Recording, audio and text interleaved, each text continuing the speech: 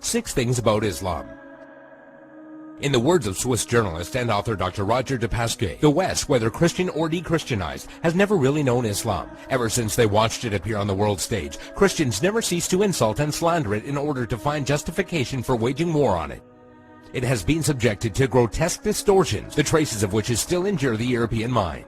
Even today, there are many Westerners from whom Islam can be reduced to 3 ideas: fanaticism, fatalism, and polygamy.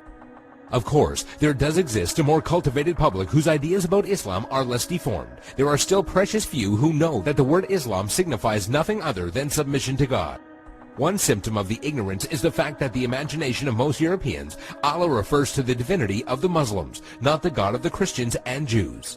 They are all surprised to hear, when one takes the trouble to explain things to them, that Allah means God, and that even Arab Christians know him by no other name. 6. Muslims and Jesus. Misconception: Muslims hate Jesus. There are many similarities between the historical reference of Christianity and Islam. Many people are amazed to find out that according to Muslim belief, Jesus is one of the greatest messengers of God. One cannot be a Muslim without believing the virgin birth and the many miracles of Jesus Christ. Jesus is also mentioned in many verses of the Quran and is often used as an example of good virtue and character. However, the main difference between Christianity and Islam is that the Muslims do not believe that Jesus was God. 5. Islamic Jihad. Misconception: Jihad means to fight for the sake of God. The true Arabic meaning of the word jihad is struggle. However, in Islam, it is often used to describe the striving in the way of God.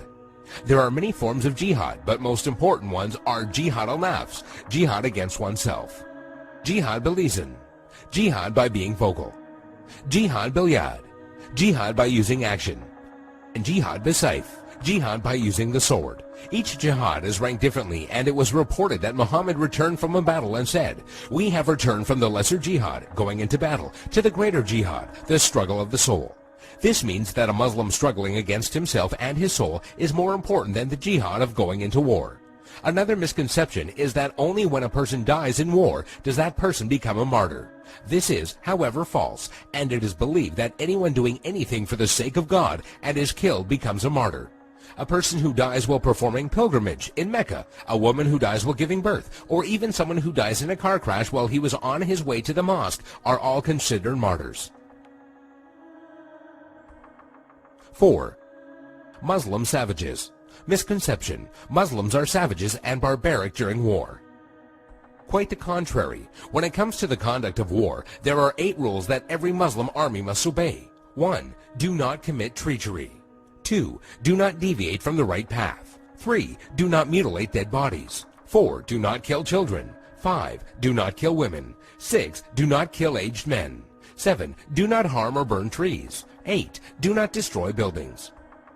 During the Crusades, when Saladin defeated the Franks, he honored the defeated Frankish army and supplied them with food. And during the Third Crusade, when Saladin's enemy King Richard fell sick, Saladin sent him a gift of fruits and horses. 3. Women's rights. Misconception: Women have no rights. The image of a woman wearing a veil from head to toe, a woman who gets unfair justice, or a woman who is not allowed to drive is an all too familiar notion when it comes to women treatment in Islam. And while there are Muslim countries in the world that do implement many harsh rulings against women, this should not be portrayed as Islamic law. Many of these countries have cultural differences that go against the teachings of Islam. It should be noted that during pre-Islam Arabia, women were used for fornication only and had no independence. The birth of a daughter in a family was considered humiliating, and the practice of female infanticide was uncontrolled. When Islam came back to being, verses in the Quran condemned the practice of female infanticide. Islam gave back many human rights to the women, and Muhammad was even reported saying that women are the twin halves of men. A Muslim woman is allowed to reject and accept any suitor for marriage and has the right to seek divorce. There is nothing in Islam that forbids a Muslim woman from exiting her house and is allowed to drive. Also, in regards to education, a woman is obligated to seek knowledge, and it is considered a sin if she refuses. 2. By the sword. Misconception: Islam was spread by the sword. Historian Delasio Leary states, history makes it clear, however, that the legend of fanatical Muslims sweeping through the world and forcing Islam at the point of the sword upon conquered races is one of the most fantastically absurd myths that historians have ever repeated. There is no record in history that shows people forced by sword point to convert to Islam. When Islam spread through countries, they would set up private churches and synagogues for the non-Muslims they were governing, and because of the good treatment they had received, they themselves would convert. If one considers the small number of Muslims who initially spread Islam to the west, all the way from Spain and Morocco into the east from India and China, one would realize that such a small group of people could not force others to be members of a religion against their will. It is also interesting to note that when the Mongols invaded and conquered large portions of the Islamic Empire, instead of destroying the religion, they adopted it.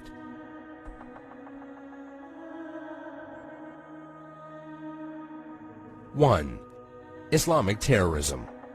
Misconception: Muslims are terrorists.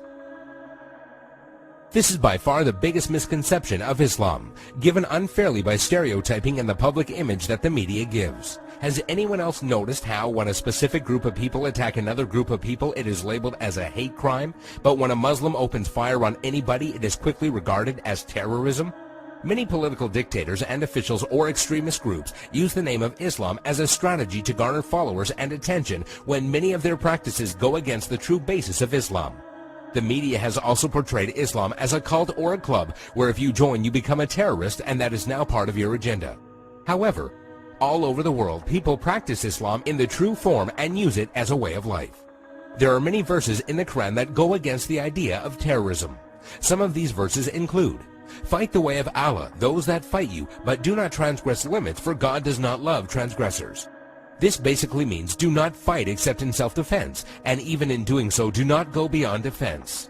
Another verse states, "If they seek peace, then you seek peace," which means do not attack people for no reason or kill innocent people. There is nowhere in Islam, whether it be in the Quran or the teachings of Muhammad, that promotes the killing of innocent people.